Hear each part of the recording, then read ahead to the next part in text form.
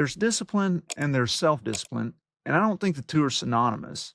So when you're talking about self-discipline, what do you mean? Yeah, it is a person doing what they know they should do. So for example, if you and I asked a group of people, what behaviors would they exhibit if they were going to be good leaders, the kind of leaders they want to be? Most of the time, the lists would be remarkably the same. You know, how you treat people, how you interact and whatnot. And yet the behaviors, the actual execution varies widely. And I think the difference is we all know what we should do. Mm-hmm. We just lack the personal discipline to force ourselves to do it. Yeah. I think that's the crux of it. I think generally, I agree. Most people, I think there's some people who are born with pathologic issues that they don't know the right thing to do. But I think most people do know the right thing. And it is fundamentally just being able to do it, just being able to do what you know to be right. That's right. And I think in many cases, people know the right thing. They don't do it by habit because they lack self-discipline. And they start to convince themselves that what they are doing is actually okay. But I think in most cases, they know better. Yeah. Well, here's a question. Is there, from your perspective, is there a difference between self-discipline in general and that within the context of being a leader? General discipline?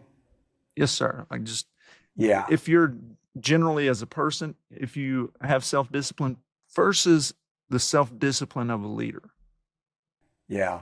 I think a leader has to portray to the followers or the people that they're working with things that they might not otherwise. Because, as you know, a leader's got to lead by example all the time because people are always watching. People used to say, when do I need to exhibit leadership? I said, whenever you want to impact people, but you're going to impact them negatively when you do not.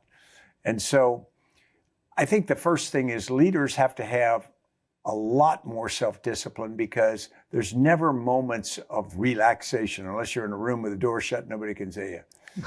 And even then, the things that you do reflect it. So a leader's trying to be an example. A leader's trying to be an inspiration. A leader's trying to drive behaviors.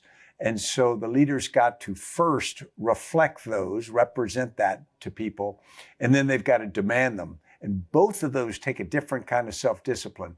One, you could act the part, but sometimes it takes a lot of self-discipline to make the hard choices, that the uncomfortable conversations, the difficult decisions that also come with leadership. Yes, sir. The hard right, I guess, maybe, to recall from West Point, right? You hit on something that so many times in my interviews of 51 4-stars was brought up.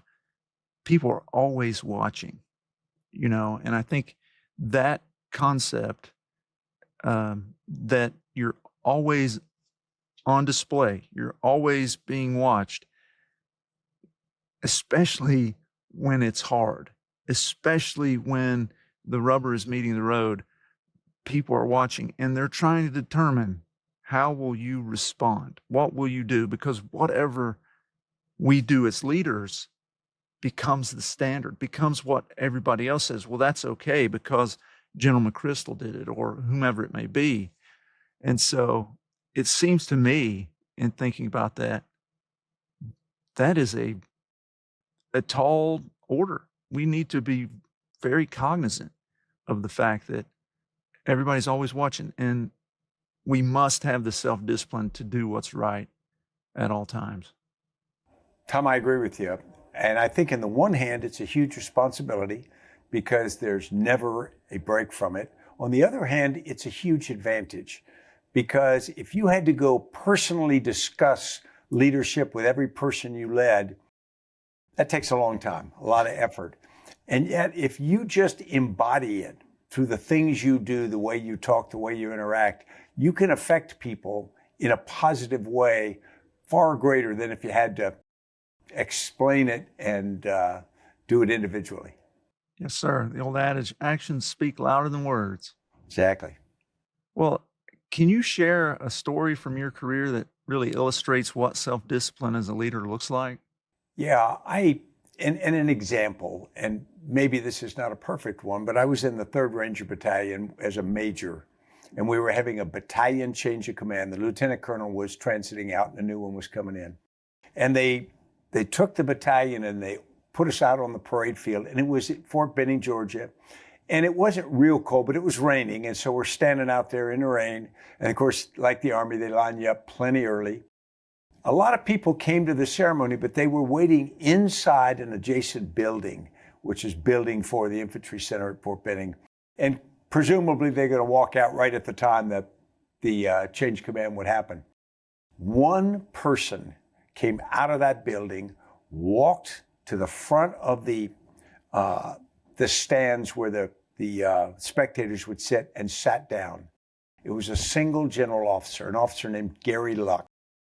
And he sat there in the rain, and he just, in front of this entire Ranger battalion, exhibited the self-discipline to sit in the rain when he didn't have to, but it was this incredible connection with us. And after a little while, a young soldier ran out of the big building with an umbrella and tried to hold it over General Luck. And General Luck just looked at him, and you could see he said, "No thanks, son, go back." But maybe that was a very public display of self-discipline, but it was an extraordinary example of leadership that affected 600 Rangers in an instant.